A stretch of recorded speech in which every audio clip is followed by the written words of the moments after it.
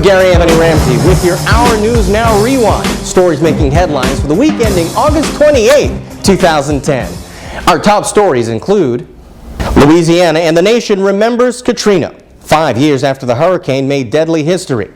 A person from history who led the greatest assault on mankind may have been trying to outrun his own DNA. A Denver official resigns in the wake of a violent police beating caught on tape. An HIV-positive German pop star avoids jail time after being convicted of causing bodily harm. The Tiger Woods divorce is finally final. And an Emmy Award-winning trailblazer in TV news passes away. Our top story. With a speech at Xavier University, the president commemorates the 5-year anniversary of Hurricane Katrina.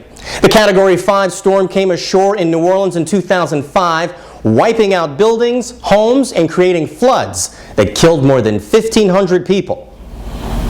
The aftermath of the storm cast a nationwide doubt on the ability of the federal government to respond to such emergencies. Race also became an issue as most of the victims and evacuees were African American. The 9th Ward, where many of those people live, is still mostly empty. Tens of thousands have never moved back to New Orleans, and the largest hospital that served that community is still closed. A science project by a Belgian journalist netted some startling results about the world's most infamous murderer. DNA samples from 39 relatives of Adolf Hitler reveal the German dictator from World War II had both Jewish and African roots. A chromosome called haplogroup E1b1b1, which showed up in their samples, is rare in Western Europe. It's most commonly found in the Berbers of Morocco, Algeria, and Tunisia. It's also found among the Sephardic Jews. The German government under Hitler's rule killed more than 6 million Jews and more than 2 million people of color during the reign of the Third Reich. A Denver city official resigns after he refuses to fire 2 cops. The police officers were caught on tape beating a bystander who was talking on a cell phone while his friend was being arrested. Even though the video created citywide outrage, Ronald Pena stepped down as city manager rather than fire the cops. An independent panel said the officers should have been fired for covering up what happened that night. Denver PD Internal Affairs and the FBI are still investigating the incident. After considering several offers for several weeks, Shirley Sherrod has finally made up her mind about whether she'll return to the Obama administration. After meeting with Agricultural Secretary Tom Vilsack, it's apparently thanks, but no thanks for the former USDA official. Sherrod was forced to resign last month after a conservative blogger posted excerpts from a March speech that falsely depicted her as a racist. Both the NAACP and the Obama administration, which rushed to judgment, have issued apologies.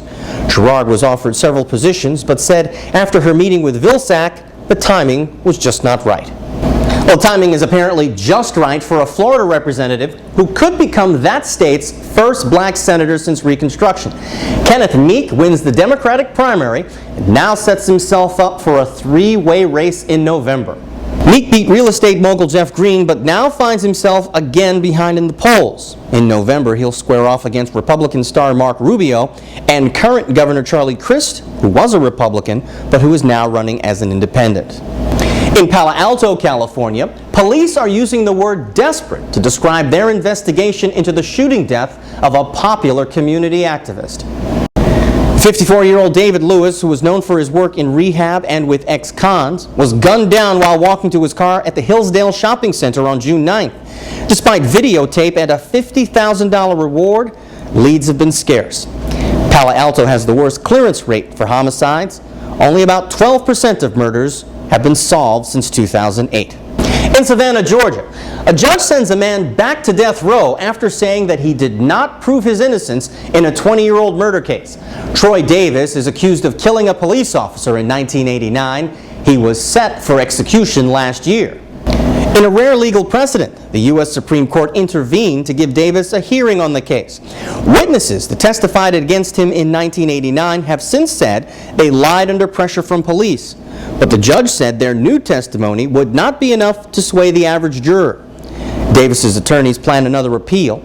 Davis has been spared execution 3 times since 2007.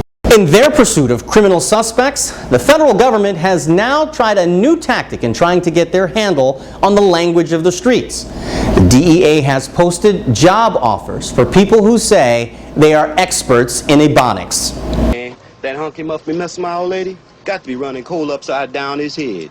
Whether it's the kind used in the movie Airplane in 1980 or the kind used on the gritty streets of Baltimore from the HBO show The Wire, the African-American vernacular has had many names.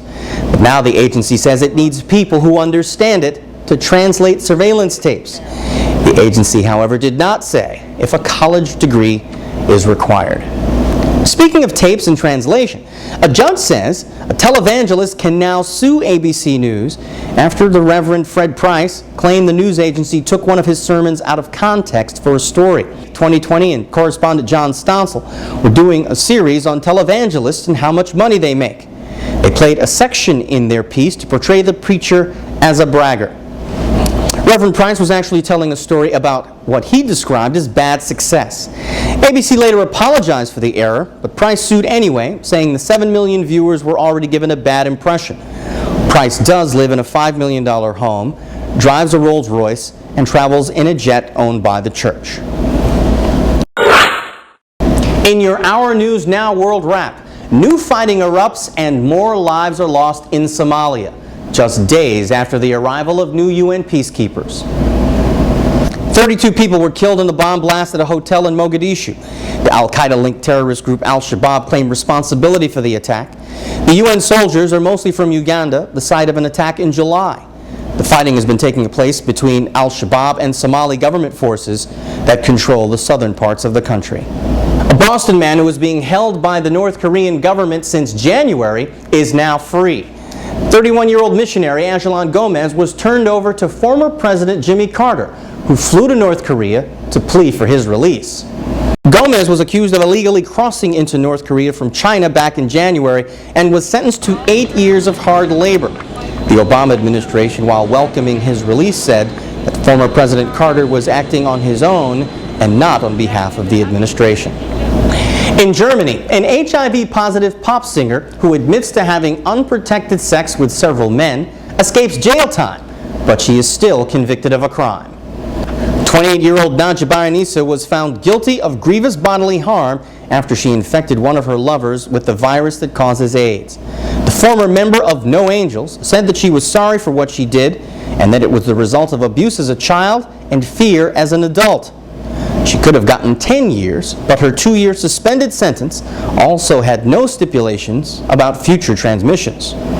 In entertainment news, the number one used to only refer to golf when it came to the sport's number one player, but now it also means solo, as the Tiger Woods divorce is finalized. Woods and former wife Ellen Nordegren will share custody of their 2 children.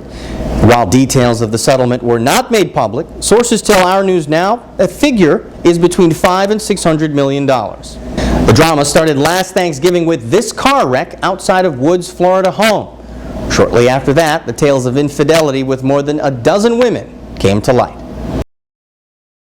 And finally, he was a trailblazer in the lily-white world of TV news. From New Jersey to the halls of CBS News, Harold Dow died this week from complications related to asthma. Dow was a 5-time Emmy winner. He started at CBS News in 1972 as a broadcast associate. He would later cover some of the most important stories of the time, including his exclusive interview with Patty Hearst in 1976. Dow could talk to anyone, from presidents to pimps. He loved his family, his craft, his car, and having a good time. We will miss his smile glistening next to that earring. Harold Dow was 62. For a complete look at any of the stories you've seen on The Rewind, remember, as always, go to the bottom of the webpage, find the link of the story you'd like to see, and click your way through. That's your Our News Now Rewind for this week. I'm Gary Anthony Ramsay.